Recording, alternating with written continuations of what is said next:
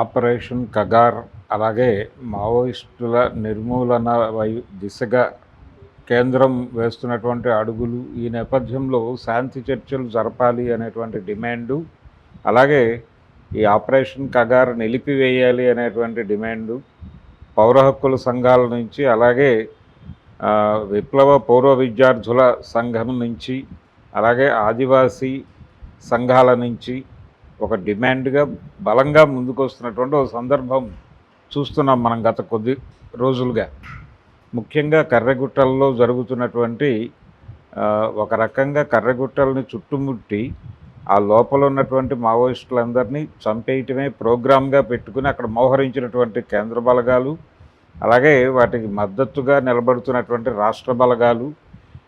ఈ సందర్భంగా అంటే తెలంగాణలో కూడా ములుగు ఏరియాలో ఉంది, దాని ప్రజెన్స్ ఉంది. ఆ ఏరియా ప్రజెన్స్ ఉండటంతో ములుగు ప్రాంతపు పోలీసు బలగాలు కూడా ఈ కూంబింగ్ ఆపరేషన్స్లో పాల్గొంటున్నాయనేది మనకున్నటువంటి సమాచారం. అయితే ముఖ్యమంత్రి రేవంత్ రెడ్డి గారిని పౌర హక్కుల సంఘాలు, ఇతర ఈ శాంతి చర్చల కమిటీ కలిసి ఒక ప్రతిపాదన చేయటము, ఆయన తప్పనిసరిగా ఇలాంటి కార్యక్రమాలు వద్దు, చర్చలు జరుపుదాము అన్న పద్ధతిలో వాళ్ళకి హామీ ఇచ్చారు. అయితే హామీ ఇచ్చి ఆయన చర్చలు జరుపుదామన్నారు. అలాగే గతంలో చర్చలు నిర్వహించినటువంటి అనుభవజ్ఞుడైనటువంటి జానారెడ్డి గారి సలహాలు, సూచనలు కూడా తీసుకుందామనే మాట కూడా నడిచింది నిన్న. అయితే ఇదంతా ఏదైనా ప్రభావం చూపిస్తుందా, దీనివలన ఇది ఏదైనా పాజిటివ్గా ఒక నిర్ణయం కేంద్రం నుంచి వెలువడేటువంటి అవకాశం ఉందా అనేది ఒక సందేహం. రేవంత్ రెడ్డి గారు ఓపెన్గానే పిలిచి వాళ్ళతో సుదీర్ఘంగా మాట్లాడి ఒక అభయముద్ర అయితే ఇచ్చారు. ఇదే సమయంలో బీఆర్ఎస్ పార్టీ ఆవిర్భవించి దాదాపు 25 ఏళ్ళు పూర్తయిన సందర్భంగా వాళ్ళు వరంగల్లో నిర్వహించినటువంటి సభలో కూడా ఈ ఆపరేషన్ కగార్కి వ్యతిరేకంగాను, అలాగే కర్రెగుట్టల్లో జరుగుతున్నటువంటి దాడులకు వ్యతిరేకంగాను కేసీఆర్ గారు ఒక ప్రకటన చేస్తూ తప్పనిసరిగా మేము వీటికి వ్యతిరేకంగా పనిచేస్తాము, అలాగే వెంటనే ఇది దాడులాపి చర్చలకి ముందుకు రావాలి అని కేంద్ర ప్రభుత్వాన్ని డిమాండ్ చేస్తూ ఒక ప్రకటన ఇచ్చారు ఆయన వేదిక మీద నుంచి.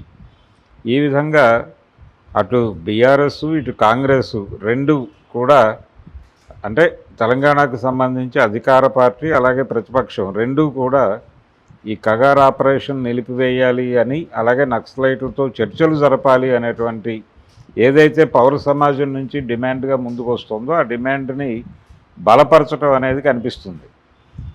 అందుకని తెలంగాణ ప్రాంతంలో ఉన్నటువంటి అన్ని ప్రజా సంఘాలకి ఇది ఒక కొంత ఉత్సాహాన్ని ఇచ్చి మరింత బలంగా ఈ డిమాండ్ని జనంలోకి తీసుకెళ్ళాలి అనే ప్రయత్నము, అలాగే దీనిలో భాగంగానే కేంద్రం మీద ఒత్తిడి పెంచడానికి ఇతర రాష్ట్రాల్లో కూడా ఇదే తరహా పద్ధతులు అనుసరించాలి అనే ప్రయత్నం జరుగుతోంది. అయితే అన్ని చోట్ల ఇలాంటి సానుకూల ధోరణి రాబట్టడం సాధ్యమవుతుందా, ఉదాహరణకు ఆంధ్రప్రదేశ్లో సాధ్యమవుతుందా అనేది ప్రశ్న. ఆంధ్రప్రదేశ్లో కూటమి ప్రభుత్వమే అధికారంలో ఉంది. నేరుగా భారతీయ జనతా పార్టీ, తెలుగుదేశం, జనసేన కూటమి అధికారంలో ఉంది. అక్కడ ప్రతిపక్షంగా ఉన్నటువంటి అంటే అసెంబ్లీలో కూటమికి కాకుండా ఇతర సీట్లు వైసీపీకి. ఈ వైసీపీకి నిజంగా ఆపరేషన్ కగార్ ఆపేయాలి అని డిమాండ్ చేసే పరిస్థితి ఉందా అనేది ప్రశ్న. జగన్మోహన్ రెడ్డి గారిని ఒకసారి కలిసే అవకాశం ఉందా? ఇలా ముఖ్యమంత్రి రేవంత్ రెడ్డి గారిని పౌర హక్కుల సంఘాలు, అలాగే శాంతి చర్చల కమిటీ వీళ్ళందరూ వెళ్ళి కలవగలిగారు. జగన్మోహన్ రెడ్డి గారు ప్రతిపక్ష నాయకుడిగా ఉన్నాడు, ఆయన కలవగలరా అనేది ప్రశ్న.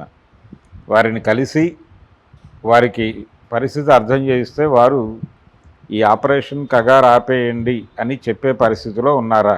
నిజానికి వారి తండ్రి గారు ఆ రోజున 2004లో జరిగినటువంటి ఎన్నికల్లో వైఎస్ రాజశేఖర రెడ్డి గారు ముఖ్యమంత్రి కావడానికి కారణం నక్సల్ రాజకీయాలు అనేది చాలా స్పష్టంగా అందరికీ తెలిసిన విషయమే. ఆ ఎన్నికలు చంద్రబాబు నాయుడు గారు రెఫరెండంగా వెళ్ళాడు. అలిపిరి సంఘటన మీద రెఫరెండంగా ఎన్నికల్లోకి వెళితే ప్రజలు ఆయనకు వ్యతిరేకంగా జడ్జిమెంట్ ఇచ్చారు. అంటే నిజానికి ఆ ఎన్నికల్లో గెలిచింది అప్పటి పీపుల్స్ వార్ పార్టీ గెలిచింది. కానీ టెక్నికల్గా కాంగ్రెస్ పార్టీ తరఫున వైఎస్ రాజశేఖర రెడ్డి గారు ముఖ్యమంత్రి అయ్యాడు. ఆన్ బిహాఫ్ ఆఫ్ ఆయనేమి వారి సొంత బలంతో అయ్యాడు అని అనుకోవాల్సినటువంటి అవసరమేం లేదు. అది రెఫరెండంగా జరిగినటువంటి ఎన్నిక. అయితే రాజశేఖర రెడ్డి గారు అందులో భాగంగానే చర్చలు అనే ప్రతిపాదన ముందుకు తీసుకొచ్చాడు. మేము చర్చలు జరుపుతాము అన్నాడు, శాంతియుత వాతావరణం రావాలన్నాడు, సీజ్ ఫైర్. నిజానికి ఆ రోజున చర్చల ప్రతిపాదన పౌర సమాజం చేసింది, ఇరుపక్షాలతోనూ పౌర సమాజం, శంకరన్ గారు, పొత్తూరు వెంకటేశ్వరరావు గారు ఇలాంటి వాళ్ళు చొరవ తీసుకుని చేసినటువంటి ప్రయత్నం అది.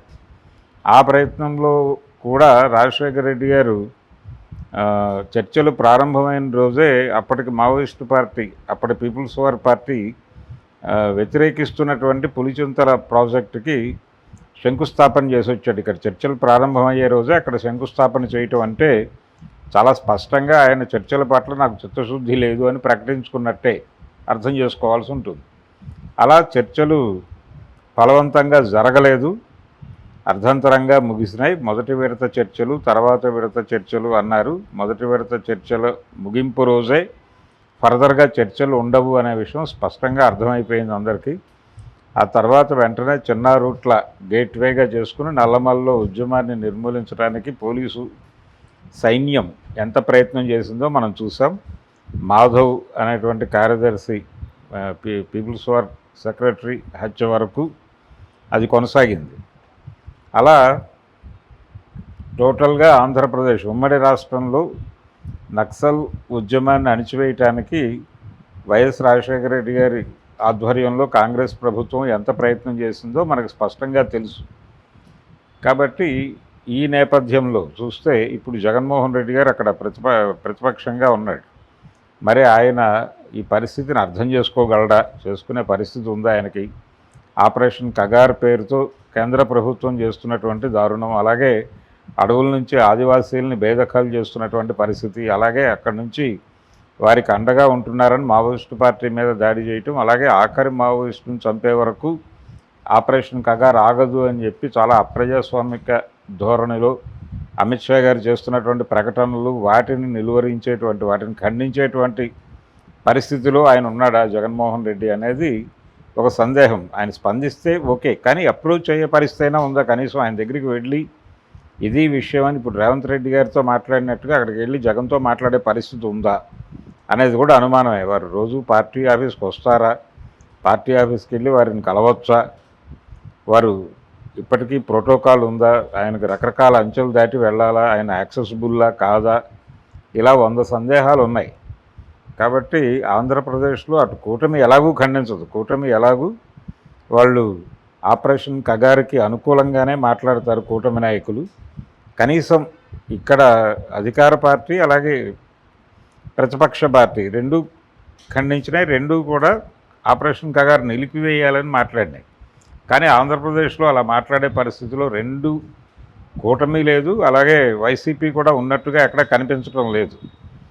ఈ విషయంలో జగన్మోహన్ రెడ్డి తన వైఖరి ఏంటో స్పష్టంగా చెప్పాల్సి ఉంటుంది మీడియా ముందుకు వచ్చి. కనీసం లేదు, ఆయన పౌర హక్కుల సంఘాలని వాళ్ళని కలిసే పరిస్థితి ఉంటే, యాక్సెస్ ఉంటే వాళ్ళు వెళ్ళి కలుస్తారు, కలిసి అయ్యా ఇది పరిస్థితి అని చెప్తారు. దానికి స్పందించే ఇది ఉందా ఆయన అనేది ఒక సందేహం.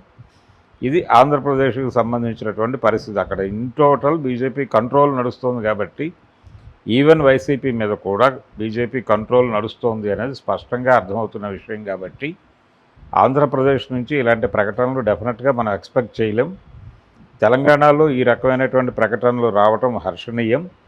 అలాగే దీన్ని కొనసాగింపుగా ఇతర రాష్ట్రాల నుంచి కూడా ఇలాంటి ప్రకటనలు రాబట్టడంతో పాటు వీళ్ళందరితోనూ కలిసి ఢిల్లీ లెవెల్లో ఒక మీటింగ్ పెట్టి కేంద్ర ప్రభుత్వం మీద రాష్ట్రపతికి అలాగే ఇతర అంటే ప్రభుత్వానికి చెప్పగలిగిన పరిస్థితుల్లో ఉన్నటువంటి వారందరికీ ఏదో మేరకు విజ్ఞాపనలు ఇవ్వటం ద్వారా ఈ విషయాన్ని అందరి దృష్టికి తీసుకెళ్ళగలిగితే ఏదైనా ప్రభుత్వం కనీసం చర్చల పేరుతో కొంత రిలాక్సేషన్ ఇచ్చే ఛాన్స్ ఉండొచ్చు అనేది ఒక ఆశ. ఆ ఆశతో ఈ పని ఆల్రెడీ మొదలుపెట్టి చేస్తున్నటువంటి పీస్ కమిటీకి అభినందనలు చెబుతూ దీన్ని మరింత ముందుకు తీసుకువెళ్ళాలి. అలాగే జగన్మోహన్ రెడ్డి ఏమైనా యాక్సెసిబుల్గా ఉంటాడేమో ఒక ప్రయత్నం చేయవలసినటువంటి అవసరం ఉంది. ఒకవేళ ఆయన యాక్సెసిబుల్గా లేకపోతే దాన్ని ప్రజాక్షేత్రంలో మాట్లాడాల్సినటువంటి అవసరం కూడా ఖచ్చితంగా ఉంది. అందుకని ప్రస్తుతం ఉత్తరాది రాష్ట్రాలు అలాగే దక్షిణ భారతంలో ఇప్పుడు స్టాలిన్ ఉన్నాడు. స్టాలిన్ యాక్సెసిబుల్లే, ఆయన్ని కలిసి మాట్లాడవచ్చు, ఆయన దగ్గర నుంచి ఒక ప్రకటన తీసుకోవచ్చు. అలాగే కర్ణాటకలో అక్కడ ఉన్నటువంటి ప్రభుత్వ పెద్దల నుంచి కూడా ఒక ప్రకటన తీసుకోవచ్చు. అలాగే కేరళలో ప్రయత్నం చేయవచ్చు, అలాగే ఉత్తరాదిని ప్రయత్నం చేయవచ్చు.